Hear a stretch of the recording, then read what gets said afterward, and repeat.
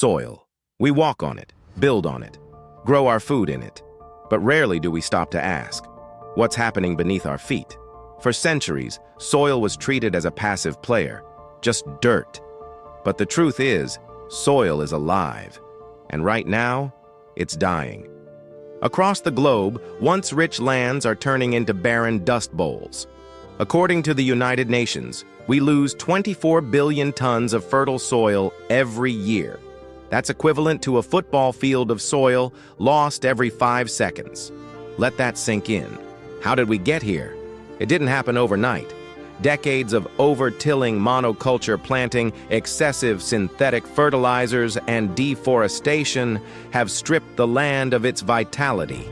The natural cycles that built soil for thousands of years, interrupted, shattered. Modern agriculture focused on yield, but in doing so, we forgot the foundation. We fed the plant, but starved the soil.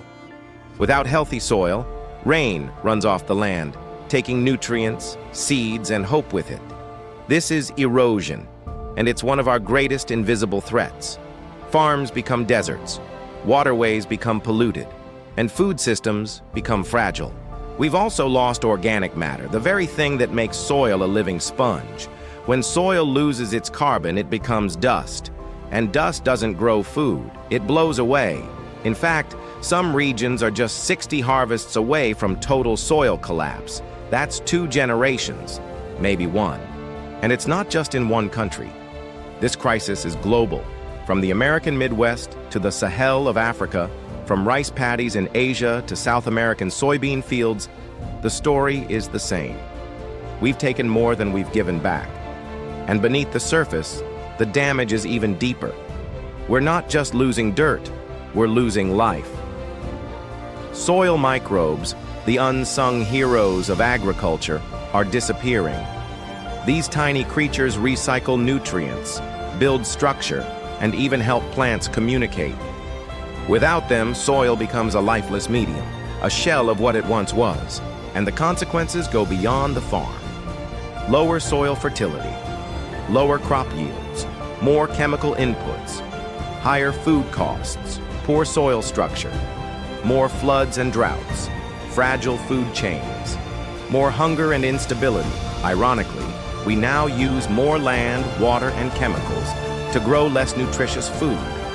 And then there's the climate. Soil is the second largest carbon sink on the planet, after oceans, but degraded soil releases that carbon.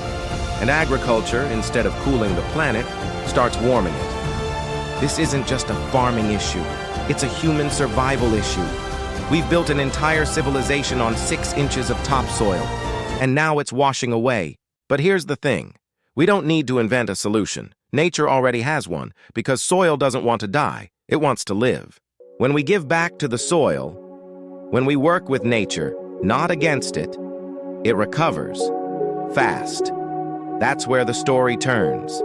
And that's what this film is all about. How do we stop the damage and start the regeneration? Let's dig deeper. Before we rebuild, we must understand what's broken. This is not just a crisis of soil, it's a crisis of survival.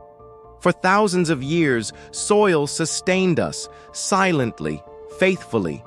But in just a few decades, we've done more damage than nature can repair.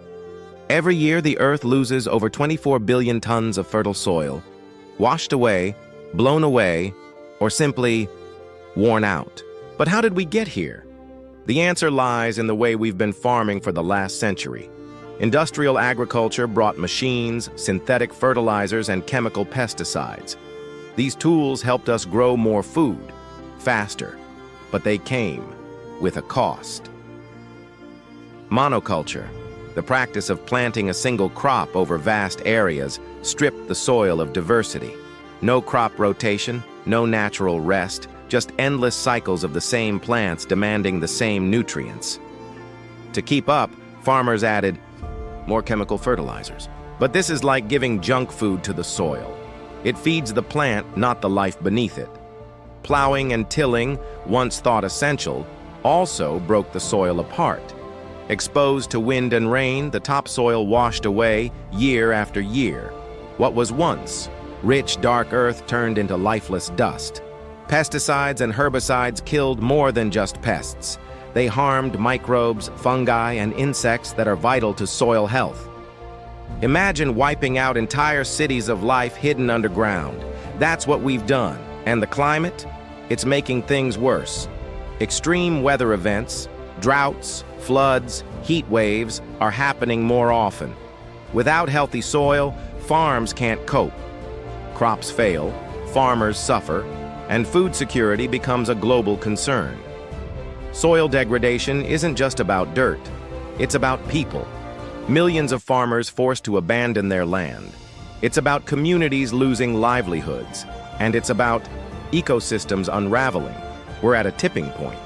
But here's the good news: soil can be healed. Regenerative farming offers not just hope, but real, working solutions. And it starts with seeing soil not as dirt, but as life. Imagine a way of farming that not only feeds us, but heals the land. A method that doesn't just extract from nature, but gives back. That's what regenerative farming is all about. Unlike conventional agriculture, which often focuses on yield at any cost, regenerative farming works with nature, not against it. It rebuilds soil health, restores biodiversity, and even pulls carbon from the atmosphere. It's not a new invention. It's a return to ancient wisdom, guided by modern science. Regenerative farming isn't just sustainable, it's restorative. It regenerates. That means every season the land gets stronger, more alive, more fertile. At the heart of this approach are 5 core principles: minimal soil disturbance, cover cropping, diverse crop rotations, integrating livestock, keeping living roots in the ground year-round. These aren't just techniques, they're a mindset, a philosophy that soil is not a commodity, but a living community. Let's break it down. First up, no-till or reduced tillage. Tilling breaks up soil structure, destroys microbial networks, and releases carbon into the atmosphere. Regenerative farmers skip the plow. Instead, they plant directly into previous crop residues, keeping the soil covered and stable. This encourages earthworms and fungi to thrive and traps more carbon underground. Second, cover cropping. In nature, bare soil doesn't exist, so regenerative fields are never left exposed. Between cash crops, farmers plant cover crops like clover, radish, or vetch. These crops do more than protect against erosion. They fix nitrogen, add organic matter, suppress weeds, and feed soil microbes. Third, diversity. Monoculture weakens soil. Regenerative farms embrace diversity, rotating crops, interplanting, and integrating livestock. Each species plays a role. Some feed the soil, others attract beneficial insects. Together, they strengthen the system. Fourth, integrating animals. Animals aren't just a source of meat or milk. On a regenerative farm, they're ecosystem engineers. Managed grazing, moving animals from pasture to pasture in tight groups, mimics the way wild herds behaved. Their hooves aerate the soil, their manure adds nutrients, and their grazing encourages strong, deep-rooted plants. Fifth, compost and organic matter. Instead of synthetic fertilizers, regenerative farms use compost, mulch, and natural inputs to feed the soil. This builds structure, increases water retention, and creates a thriving underground web of bacteria, fungi, and other soil life. Sixth, agroforestry and perennial crops. Trees aren't just for forests.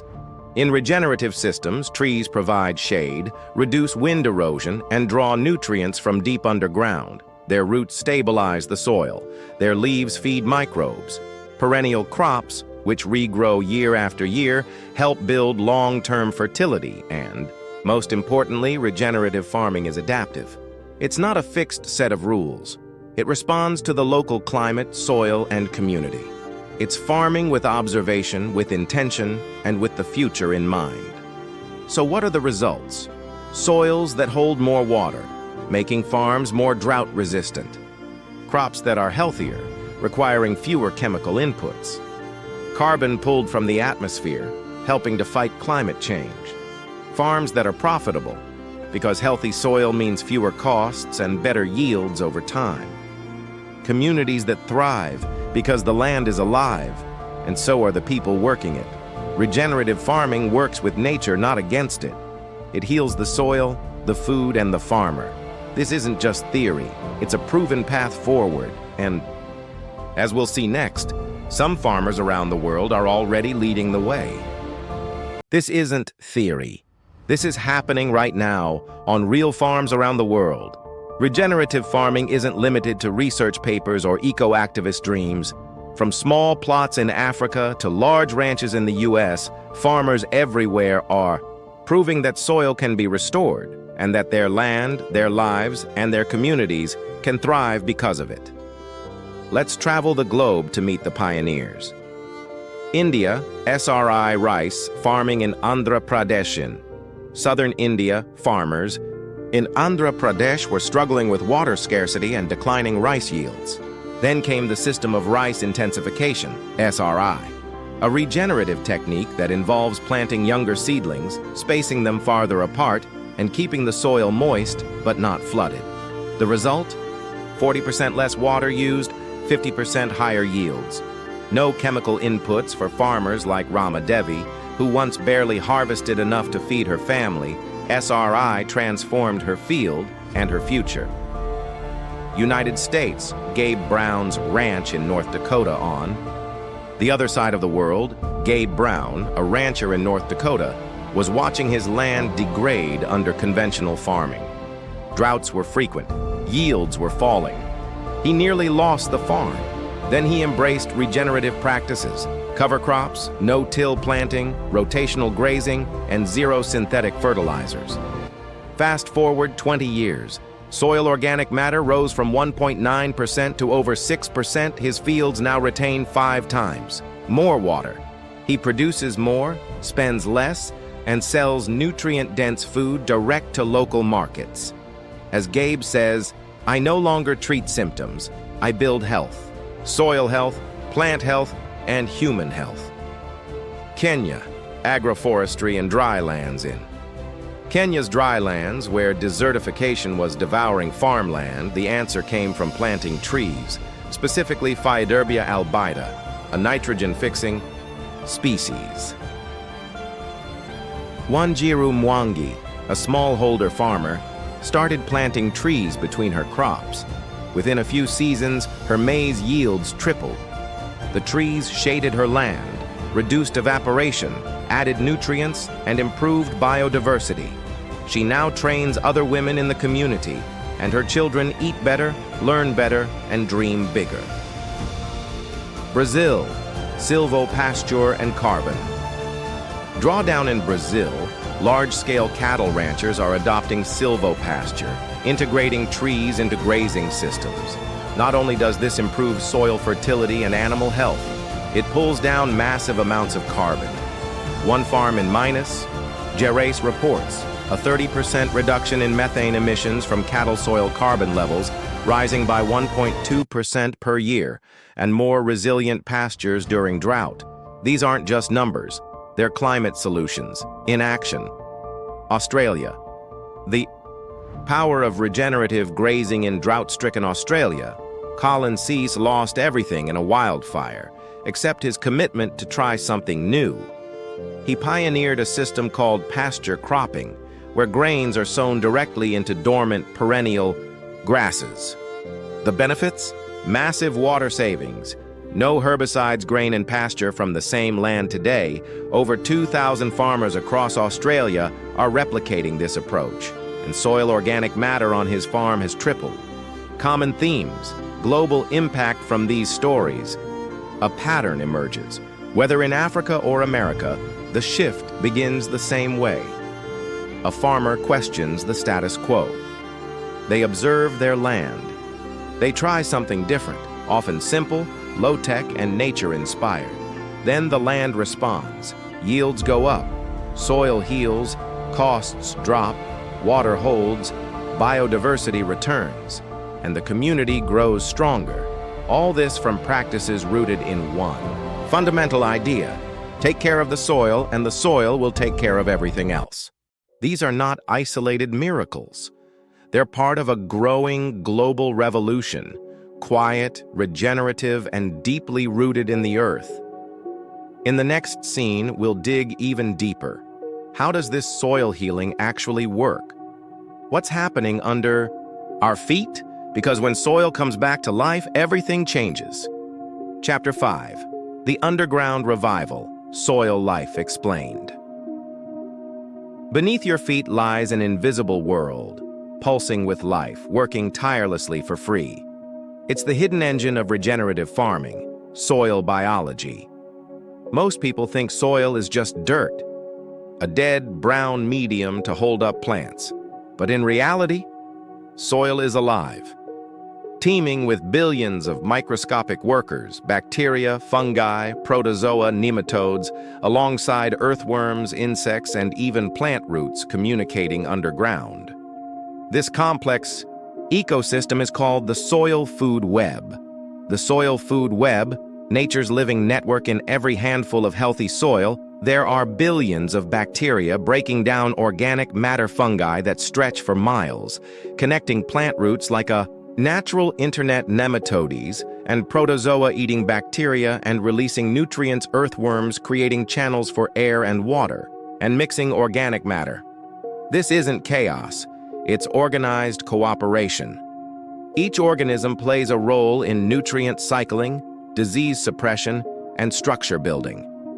The healthier and more diverse the life underground, the more productive the land above. Mycorrhizal fungi, the plant's silent partner. One of the unsung heroes of soil health is mycorrhizal fungi. These thread-like networks, called hyphae, attach themselves to plant roots, extending their reach by up to 100 kx. In exchange for sugars from the plant, these fungi deliver phosphorus, zinc, and water, protect against pathogens, link different plants together into a shared nutrient economy. Yes, you heard that right. Plants can share resources with each other via fungal networks. Some even warn each other about pests. Science now calls this network the Wood Wide Web. Soil structure, built by life. Soil isn't just particles of sand, silt, and clay. It's a dynamic, breathing structure. As microbes break down organic matter and worms move through the soil, they create aggregates, stable clumps that improve aeration and root growth, pores, spaces for water to move and be stored, sticky compounds, natural glues from bacteria and fungi that hold soil together. This is why regeneratively managed soils can hold up to 20 times more water than degraded soils, resist erosion better, support deeper roots even in droughts, nutrient cycling. No fertilizer needed? In conventional agriculture, we dump synthetic nitrogen, phosphorus, and potassium onto fields. But in healthy soil, nature handles it. Bacteria fix nitrogen from the air, fungi scavenge phosphorus from minerals, micropredators, like protozoa, release nutrients exactly where roots need them. The result? Nutrient-dense food without chemicals. When you support soil biology, you create a self-sustaining system. What kills soil life? Sadly, much of modern farming has waged war on this underground network. Things like tillage, which breaks fungal networks and exposes microbes to death, chemical fertilizers, which reduce microbial diversity, pesticides, which wipe out beneficial organisms, monoculture cropping, which starves the soil of root diversity. These practices destroy the very life that makes soil fertile. But the good news? Soil biology can bounce back fast if we just stop disturbing it and feed it right. How regenerative farming revives soil. Life regenerative farmers focus on practices that support underground life, minimal disturbance, no-till or reduced-till, diverse cover crops that feed different microbes, compost and worm castings to reintroduce. Beneficial organisms, no synthetic inputs that harm microbial communities, integrating animals, whose manure acts as microbe-rich fertilizer. The results are nothing short of astonishing. In some fields, microbial biomass doubled in just 3 years. Water infiltration improved by 400%. Yields stabilized, even during droughts, all because the soil is alive again. Soil life at the center of agriculture. We're not just growing food, we're rebuilding the foundation of life itself. Next, in Chapter 6, can regenerative farming really feed the world? Let's answer the big question everyone's asking. It's a question we hear all the time. Can regenerative farming really feed the world? After all, the global population is heading toward 10 billion. People need calories, lots of them. And conventional agriculture has been feeding the world, right? But let's take a step back. At what cost have we been feeding the world? Topsoil is disappearing. Water is vanishing. Farmers are going bankrupt. Food is abundant, but not always nutritious. For decades, industrial agriculture has claimed that only synthetic fertilizers, pesticides, and large-scale monoculture can produce enough food. But what if that narrative is wrong?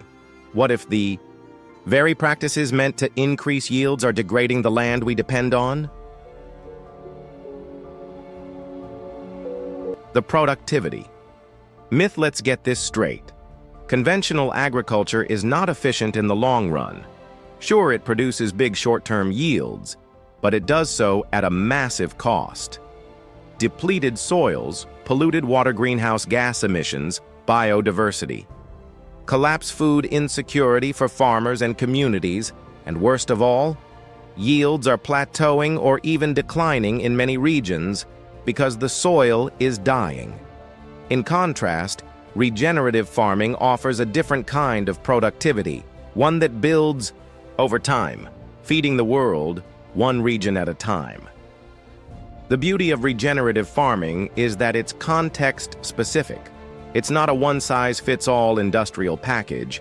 It's about understanding your local ecosystem, using what nature provides, working with your land, not against it.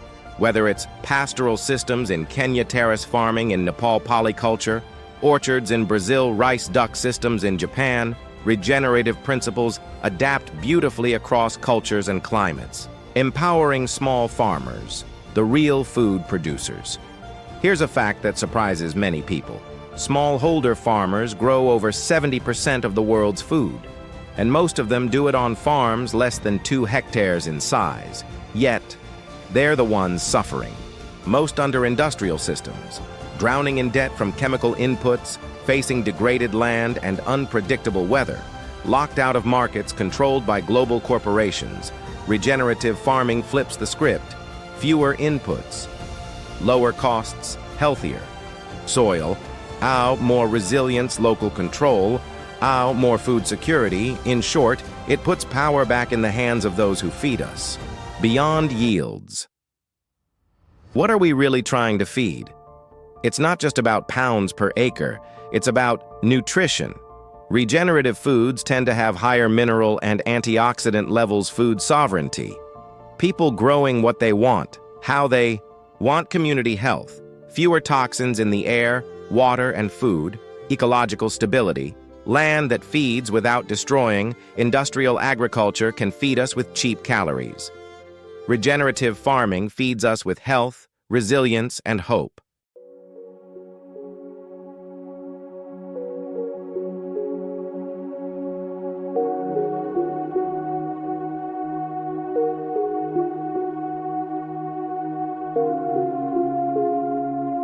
But let's be real, challenges still exist.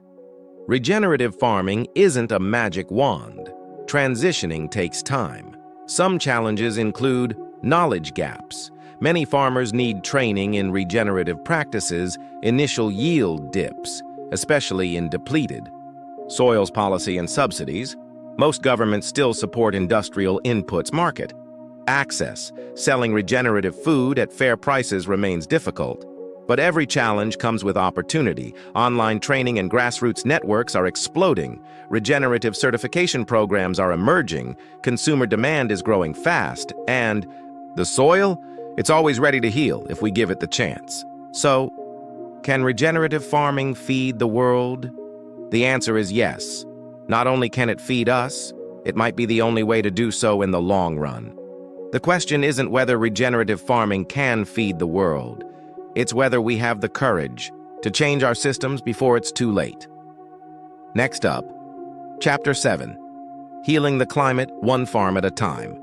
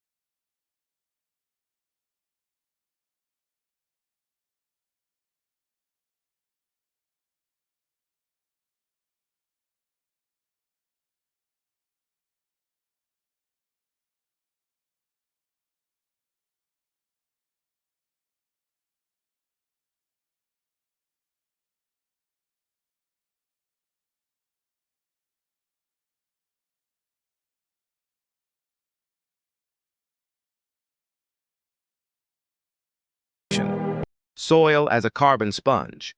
Healthy soil is more than dirt. It's a living, breathing carbon storage machine. Plants pull carbon dioxide from the air during photosynthesis. That carbon travels down into their roots, feeding soil microbes. With the right practices, that carbon stays in the soil for decades, even centuries. This is called carbon sequestration, and regenerative farming is one of the best tools we have for it. Practices that pull carbon from the air. Let's look at the core regenerative techniques that reduce emissions and store carbon. No-till or reduced tillage. Disturbing the soil less means less carbon is lost. Cover cropping. Plants like clover, vetch, or rye grow between cash crops, feeding microbes and capturing CO2 year-round. Composting. Adds organic matter to soil, increases microbial life, and keeps food waste out of landfills where it emits methane. Silvopasture and agroforestry. Integrating trees into farmland increases biodiversity and stores massive amounts of carbon in both biomass and roots. Rotational grazing. When managed properly, animals mimic natural herd behavior, stimulating grass growth and enriching the soil without overgrazing. Diverse crops, biodiversity. Improves soil structure, resists pests naturally, and builds long-term carbon storage. Real results from the ground. The Rodale Institute's Farming Systems trial found that regenerative practices can sequester up to 1 ton of carbon per acre per year. On Gabe Brown's regenerative ranch, carbon levels increased from 1.9% to over 6% in just a decade. That's thousands of pounds of carbon kept out of the atmosphere.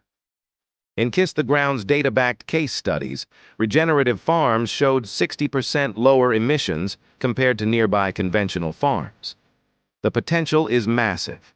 If even 10 to 20% of the world's farmland adopted regenerative practices, we could draw down more carbon than the entire global transportation sector emits annually, cooling the planet. Without sacrificing yield, skeptics argue we can't reduce emissions and feed people. But regenerative systems aren't just less harmful, they're actively restorative. They use less energy, no synthetic inputs, less fossil fuel use, reduce irrigation needs through better water retention, build resilience against climate shocks like droughts and floods, offer a low-tech solution available to farmers worldwide. No billion-dollar tech required. Global momentum. The climate movement is waking up to soil. The 4 per 1,000 initiative, launched at COP21 in Paris, aims to increase soil carbon by just 0.4% annually, enough to offset much of human emissions. Countries like France, New Zealand, and India are investing in regenerative pilot programs. Climate-smart farming is now a key theme in UN discussions, and on the ground, from Kenya to California, farmers are seeing the benefits for themselves, not just in carbon numbers, but in crop health, profit, and community resilience. Hope from the soil up. This isn't just about reducing emissions. It's about building life, in the ground, in our food, in our future. Because when we regenerate soil, we capture carbon-clean water, cool the air, feed people, restore ecosystems, rebuild economies. It's the rare solution that addresses the climate crisis, food crisis, and soil crisis, all at once. Climate change can feel overwhelming, but here's a powerful truth. Every handful of regenerated soil is a step toward healing the planet. Let's not just fight climate change. Let's farm it back into balance. Coming up next, Chapter 8, Bringing Regeneration Home. What you can do in this final chapter, we turn to you, the viewer, and explore how even small choices in your backyard, garden, or plate can help regrow the earth. The journey to heal the earth doesn't start in parlance or boardrooms. It starts here, with you. Because soil regeneration isn't just something they do, it's something we can all be part of. Whether you farm 500 acres, or just tend a few pots on a balcony, whether you're a student, a parent, a chef, or a teacher, you have the power to make a difference. Let's talk about how. Regeneration is built on billions of tiny interactions between roots and microbes, rain and soil, humans and the land, and your choices ripple outward. One garden restored becomes one street inspired, one farm regenerating becomes one town transformed. It's not about being perfect. It's about showing up again and again for the soil beneath our feet. Your garden, however small, is a patch of the planet, and how you treat it matters. Here's how you can garden regeneratively. Feed your soil with compost, mulch, and worm castings. Avoid synthetic chemicals, they disrupt the soil food web plant. Diversity include flowers, herbs, veggies, and cover crops. Disturb less, dry, no dig, or minimal till gardening to protect soil structure. Water wisely, mulch reduces evaporation, and healthy soil retains more moisture. And remember, soil is alive. Treat it like a living being, not just dirt to grow it. Every meal you eat is a vote for the kind of farming that feeds the planet or depletes it. Here's how your plate can become a climate solution. Support regenerative farmers at farmers markets, CSA programs, or online. Eat more whole, seasonal foods. They require fewer inputs and less processing. Reduce food waste, use scraps, compost leftovers, and plan meals mindfully. If you eat meat, choose pasture-raised, regeneratively grazed animals. This isn't about guilt, it's about awareness, and choosing food that nourishes both you and the land. You're not alone in this. There's a global movement growing literally from the ground up. You can start a compost club in your neighborhood, support school gardens that teach kids how soil works, host a soil health workshop or movie screening. Right? 2 local leaders asked them to fund regenerative projects. From Kenya to California, communities are turning vacant lots into food forests, and schoolyards into soil labs. When people reconnect to the land, everything changes. Imagine if millions of us took these small steps together. What if every garden became a carbon sponge? What if every school taught soil as core science? What if cities rewarded composting like recycling? What if even 10% of the world's eaters demanded regenerative food? The shift wouldn't just be cultural, it would be geological. We could literally change the soil beneath our feet and the atmosphere above our heads. So here's the truth. The soil doesn't need us to be perfect. It just needs us to begin. Every seed planted, every plate rethought, every compost bin started. Each act is a promise to the earth, to future generations, and to ourselves. Regeneration is not a trend, it's a return. To balance, to life, to home.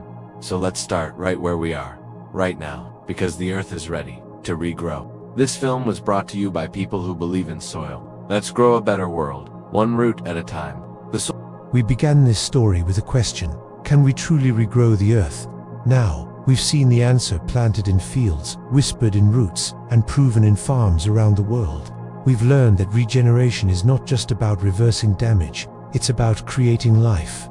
Life in the soil, life in our food, life in our future. Every farmer, every gardener, every eater has a role. The power to regenerate doesn't rest in governments or corporations alone. It lives in us, because the soil remembers. And with every step forward, every hand in the dirt, every voice raised for the earth, we write a new chapter. So let's keep growing, together, for our climate, for our communities, for generations yet to come. This isn't the end. It's the beginning of something regenerative. Asterisk, asterisk, asterisk, Regrow the Earth. The Promise of Regenerative Farming, a documentary by The Soil Story.